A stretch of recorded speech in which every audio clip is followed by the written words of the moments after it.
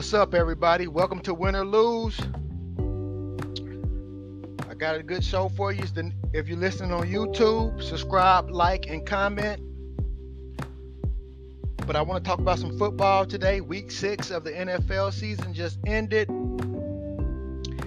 It started kind of with another lackluster Thursday night game. Amazon, y'all got to do better. Or y'all got to start paying us for some of these games. The Commanders beat the Bears, but boy, it was a hard watch. It was a tough watch. We got through it. I'm hoping we get a better game to start week 7 with the Cardinals versus the Saints. But it was tough getting through that one. There's a lot of upsets in week 6. You got the Jets over the Packers. You got the Falcons beating the 49ers. The Steelers over the Buccaneers. And the Ravens got upset by the New York Giants. A lot of upsets. I know people lost money this week because I didn't see none of those happening. But I have to give, Mike Tomlin credit for getting his team ready. That's a man who has a lot of pride. The Steelers as a franchise have a lot of pride, and they were embarrassed the week before in Buffalo. So I knew they would show up. I didn't think they would beat the Buccaneers, but they showed up. And the Buccaneers got a lot of issues offensively. Offensive line had a lot of issues with the offensive line. Brady feels like he's kind of, nervous out there to take the hits. He doesn't trust the offensive line. So they got to get it together, and I trust that they will. Jets over the Packers. I don't know what's going on in Green Bay. There's just a lot of issues with the receivers. Hoping they can get one before the trading deadline because they're falling fast. They still can make a run in the NFC, but they need to make a run and get a receiver to help things out and help Aaron Rodgers out. As far as the Ravens, another blown lead. I don't know. Is it coaching? Is it the offensive not being able to put games away? Is just something with Baltimore that I'm not putting my finger on why they can't close games out in the fourth quarter. This is the third game that out of all 3 of their losses, they led in double figures, and they should have put this game away with the Giants. They were clearly the better team. Were dominating all game. And Lamar Jackson's just 2 turnovers in the fourth quarter. You can't have that, especially when you're trying to get that bag like he's trying to get. They looking at everything you do. You started the season on fire. Now you're starting to come back to reality a little bit. I hope he gets it together because I want him to get his money, and I think the Ravens are a good team. They just got to, put these games away. But it's also 3 games in particular I want to talk about, and let's start off with the Buffalo Bills and the Kansas City Chiefs. I want this to be the AFC Championship. I'm not gonna lie to you. I'm not gonna be biased about it. I'm not gonna hide anything. I want this to be an AFC Championship.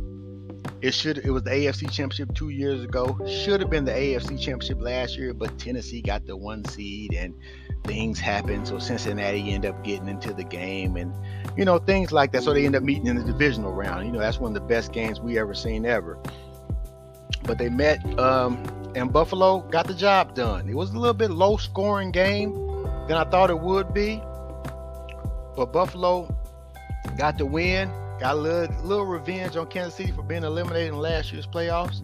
So this is a good matchup. I thought the Chiefs' defense played better, especially with 2 rookie corners. I thought they played better than I expected. I thought this would be a shootout. It's another game I lost money on, taking the over. For some reason, the defense played well and the offense wasn't able to move the ball. But both of them had, turnovers in the red zone. Josh Allen trying to do a shovel pass and Patrick Mahomes throwing an interception in the red zone. But these are the 2 best teams in the AFC. I think 2 best teams in the league, in my opinion. It gives me that Brady Manning feel in the early 2000s where, this is going to be our AFC Championship, and I hope it happens. One team could mess that up. But I think they're on a collision course to meet this time. Hopefully Buffalo keeps on winning, Kansas City keeps on winning, and we get this rematch. And it might be in Buffalo this time. Buffalo lost both of those games. They probably feel like because they didn't have home field. But last year they still should have won without having home field. So maybe they'll, take care of business, win out, or win as many games as they can and get the game against the Chiefs at home. Kansas City still has things they need to work out on. I still feel like maybe they need to go make a move for a receiver, because I feel like, they just don't have that same umph on offense. You're not going to find another Tyreek Hill, but you still need another weapon out there to go with Travis Kelce to help him out a little bit. Juju Smith-Schuster showed off a little bit, but he's still inconsistent. Valdez-Scantling, him and Mahomes don't seem like they have that same chemistry right now.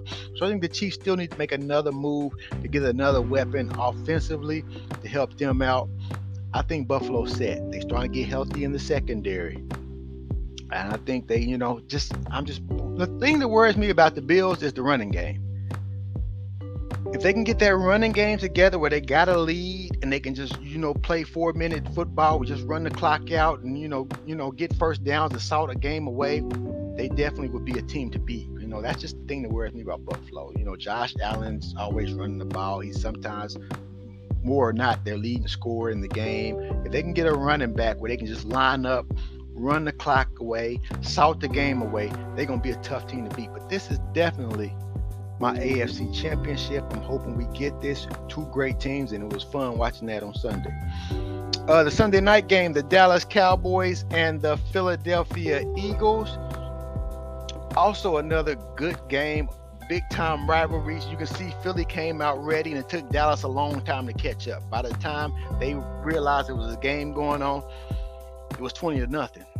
The Eagles came out, they jumped on them early and took advantage of it. That's one thing about this Eagle team I've noticed too. They get off to good starts. They might slow down. The thing that worries me, they kind of slowed down in the second half a little bit. It's been like the 4th, 5th game where they've kind of was sluggish in the second half of the game, but they jump out on you early. Jalen Hurts in this offense, confusing. Best offensive line, I think, in the league. And this is the first time where I felt like Dallas's pressure was non-effective. And you see how that once they don't get pressure on the quarterback, they're just an average defense. And we seen how Philadelphia ran up and down the field on them. But second half, they bounced back. Cooper Rush played good, but I always wanted to see what Cooper Rush would be like, if he was down 2 scores and he had to throw more than he wanted to. And they kind of had to get off their script and get off the game plan. And we kind of seen that. He had 3 interceptions. He was making a lot of mistakes.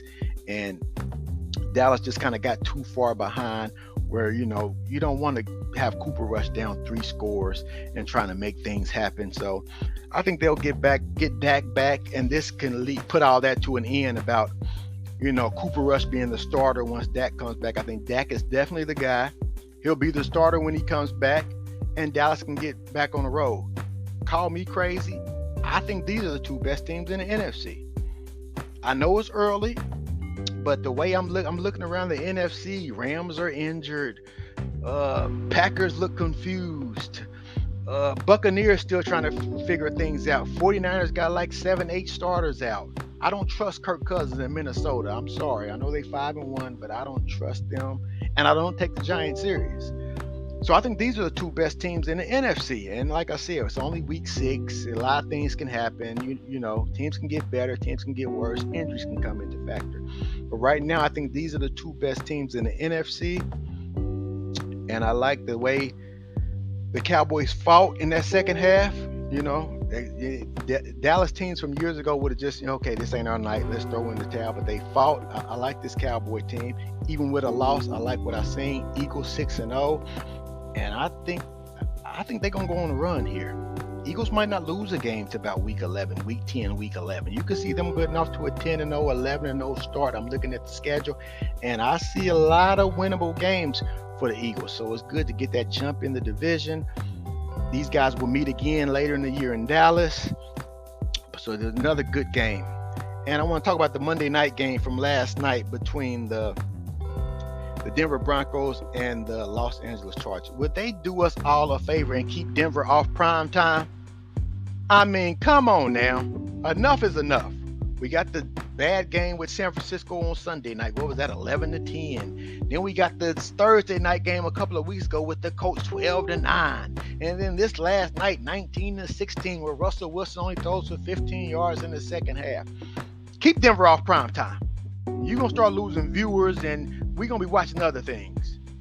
Netflix or catching up on some shows or something. NBA's back. So keep Denver off prime time if you want to keep your viewers. but it came down to the wire. Chargers win a last second field goal. It seemed like neither team wanted to win. I mean, it was just 3-and-out here, 3-and-out there. Finally, Denver muffs a punt in overtime, and it set San Diego up for a game-winning field goal. But I don't know what Denver does, because the defense played their heart out. I mean, the defense played, they've played every game. Like, the way the defense has been playing, other than the Raider game, like, Denver could win all those games the way the defense is playing, but the offense isn't coming to the table. Russell Wilson got his money, and he just doesn't seem like he's in shape. He's just not reading the field well. I don't know what's going on. It's kind of disappointing because I feel like Denver has weapons, So it's like, I don't know what's going on. As far as the Chargers go, they just played a good defense, and they have a lot of injuries on the offensive line. Keenan Allen was still out. So I'm kind of going to give them a little bit more of a pass.